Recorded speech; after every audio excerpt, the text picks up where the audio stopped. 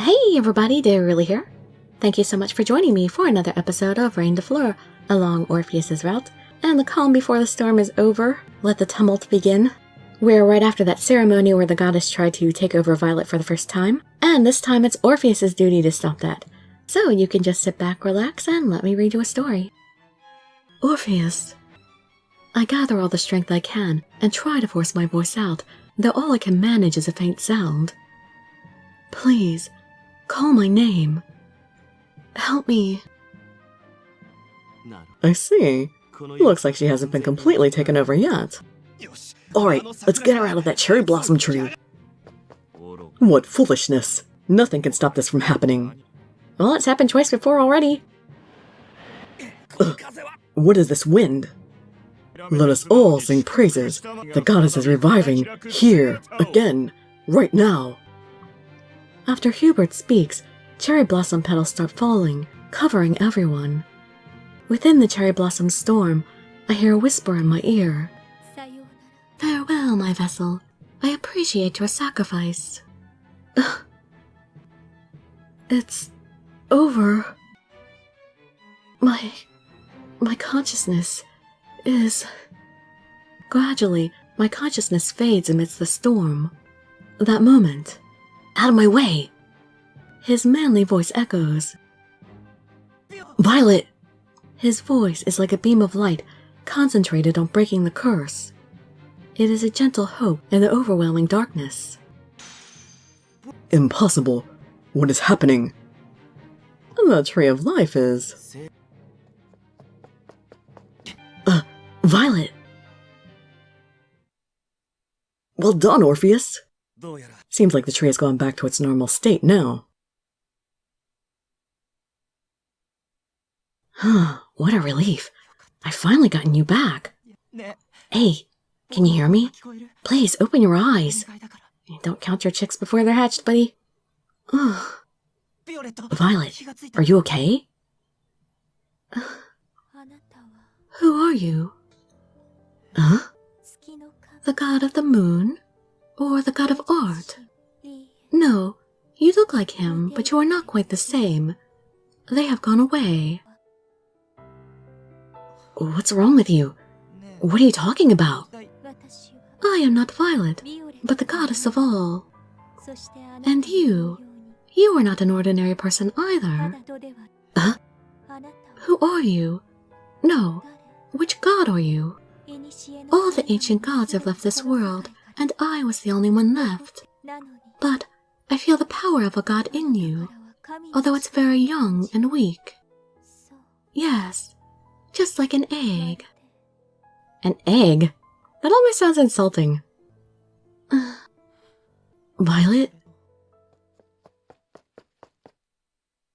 Lady Milene, are you still there?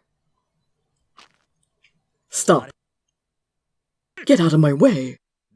Silence, traitor. I won't let you lay a finger on our reign. Violet! Violet! Please, wake up!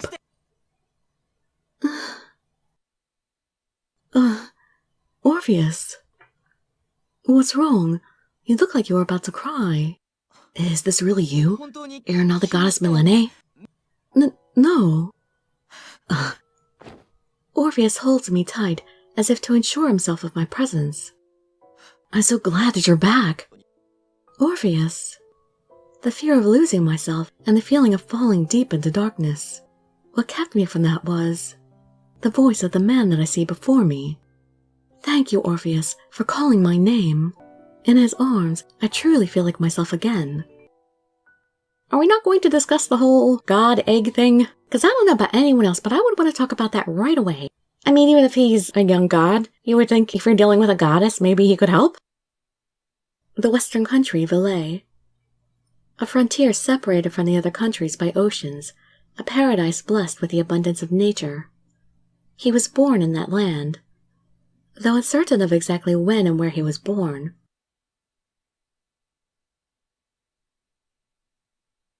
That day, he learned of sound for the first time. Pretty and gentle noises. He walked through the woods, drawn by various sounds, only wishing to hear these things closer. That was all he had in mind. Is somebody there? Oh, cute little baby Orpheus. That voice. Are you a kid?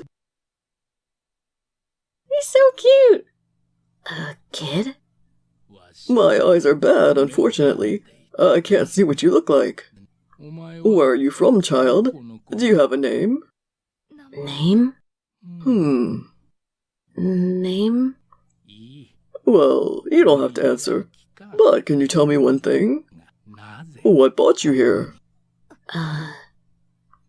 Sound.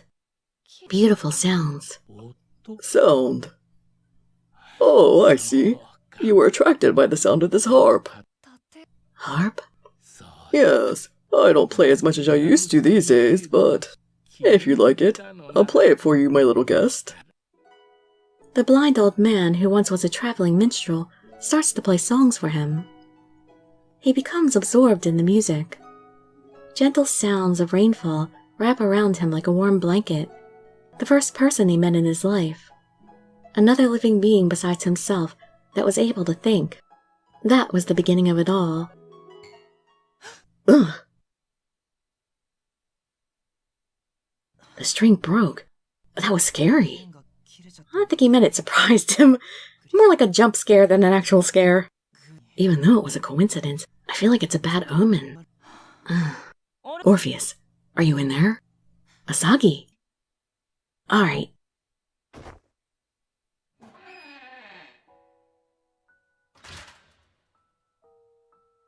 I knew you'd be here. I was just playing my harp. What's the matter? Well, nothing's wrong. I'd just like you to stay by Princess's side if possible. Is she not feeling well yet? She acts like she's fine in front of the twins, but when she's alone, I see her sighing often. I don't blame her because of the incident. Oh, you're right. Okay, I'll go check on her. Asagi? What's wrong? Well, Orpheus, you should care about Princess as a matter of course, but... Are you okay? Me? Ah, I see. You're worried about what the goddess said. But I'm fine. Don't worry about me. Princess is more important now. Ah, the two constantly self-sacrificing characters. Alright, but if anything bothers you, you can talk to me about it. I'm your butterfly. No matter what you are, that will never change. That's right, even if you are a god, or an egg, or whatever. Yes, thank you.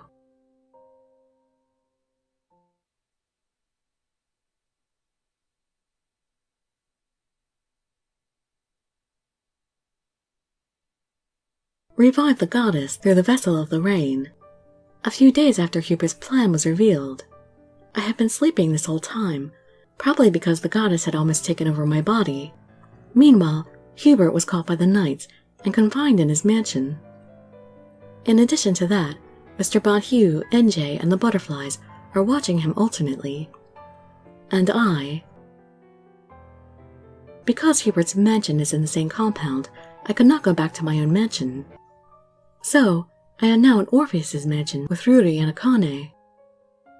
Everyone is wishing for me to get better, but... I can't be like this forever. I should do what I'm supposed to do as a Reine.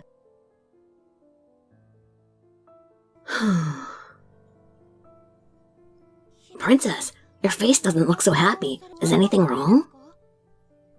No. I'm okay. Just thinking I have to do something. But don't try too hard. You should still be in bed. Everyone else is working, so I can't just slack off all by myself. Louis is visiting Hubert to see if he can get some information from him. Leon and Gislan are going around Partidon to see if there are any unusual changes. And Orpheus is... the egg of God. Well, that's not actually doing anything. That's something that he might be, according to what the goddess said. What Milene said seems to be weighing on his mind. But, even when I ask him, he dodges the question, saying that I should just focus on myself now. But I want to know. I feel like I must know. I think it's a good idea. But what's on his mind? And what's really going on with him? Akane, Ruri, do you know where Orpheus is? Do you want to see Orpheus? Then we'll call him here.